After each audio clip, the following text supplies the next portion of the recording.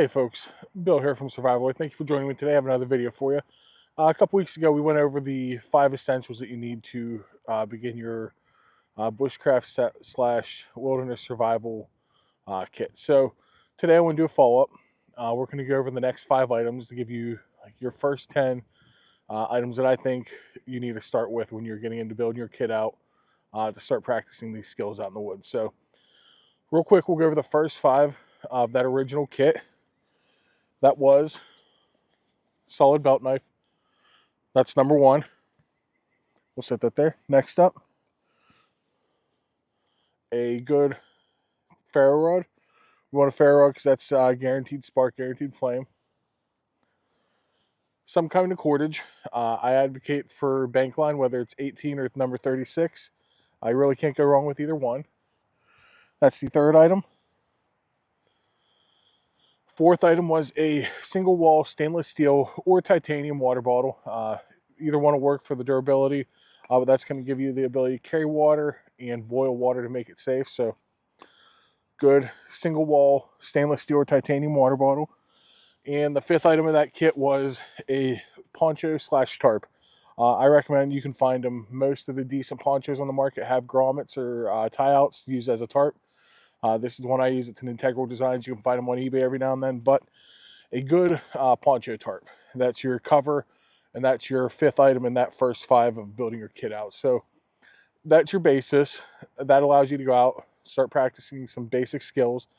The next 5 items are going to allow you to extend that ability, practice some different skills, and do some different things outside. So the first thing we're going to talk about is, and these are no order of importance, is a good wool blanket.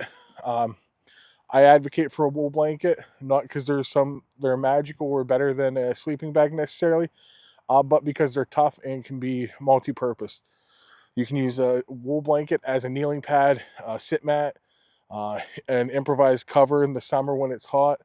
You can use up to put up and keep yourself out of the shade just by tying out the corners.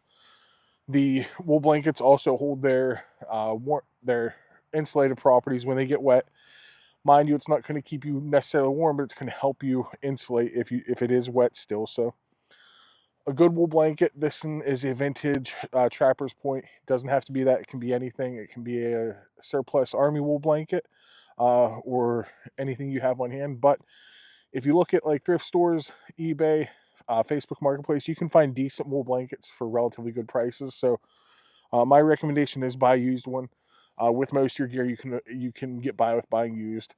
So keep an eye out, get a good quality wool blanket, and that's going to be a very multi-use, very important item in your kit, and it's going to allow you to do overnighters because you already have your cover, and there's something to sleep under and keep you warm at night. So that's your next item, a good quality wool blanket. This one's a 4-point blanket, so that's about a full size.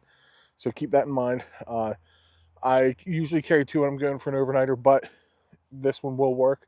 You can no problem do an overnighter that's not in the winter with a full-size wool blanket. So next up, we have some kind of light.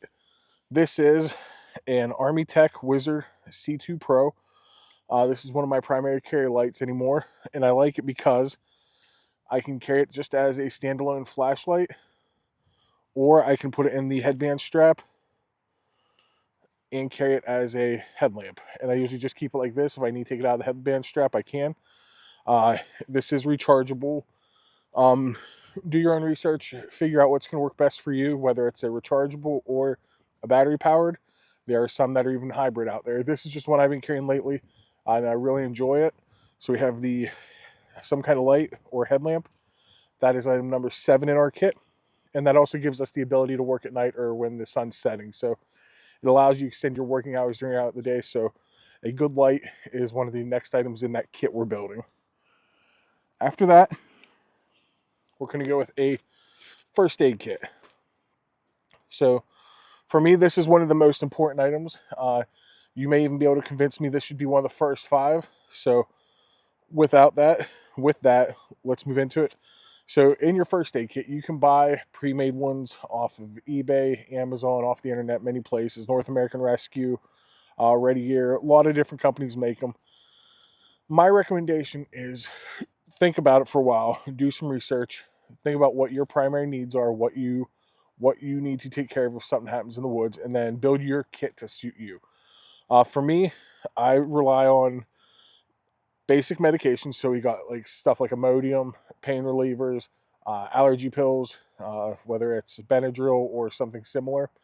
Um, I also have a tourniquet. This is an SOF tourniquet on the side. I have some blood stopping stuff in here, gauze, some waterproof bandages, moleskin. I have a emergency blanket in here, stuff that's going to help me, and a packable gauze. There's some other things in there. I'm not going to go full breakdown on this right now, but for me, this covers major bleeding incidents, uh, chafing, cuts and bruises, the ability to keep my hands working properly. So I want to be able to cover wounds, cuts, whatever it may be, clean them out and keep my hands in good working order, and basic medications. So with that, and this is a Tough Possum Gear first aid pouch with their tourniquet wing. There are different things that you don't need a fancy pouch. I've been doing this a long time, so I've built up my gear. This is what I carried in. You can put it in a simple Ziploc bag to keep it dry. So keep that in mind. So a good quality first aid kit would be item number 8 in our kit. Again, not necessarily the 8th most important. This is, you could easily justify this as top 1 or 2. So a good quality first aid kit is next up in building that kit. So slide that over here. After that, we'll go with a compass. For me, you guys have seen these. I run the Brunton Pocket Transit. This is a geological compass. This is what I learned to use when I first started orienteering and learning how to navigate with the compass. Probably not the best option for most people. These are a little more complicated to learn how to use. They don't work the same way as a general Landsat or base plate compass does, but a good compass nonetheless. You have the the Silver Rangers, Sunto MC2, Brunton True Arcs, whatever it may be. A good quality compass that can be a good base plate compass or a folding compass with a mirror in it, a sighting compass. Whatever it may be, a good compass, and doing some research, learning how to use that compass, whether it's to navigate by map, terrain recognition, or just learning how to use that compass to walk in a straight line. That's one of the most important things you can do. So a solid compass is my next recommendation on there. Again, don't necessarily have to be this. This is just what I learned how to use. That's what I use. It's my Brunton Pocket Transit.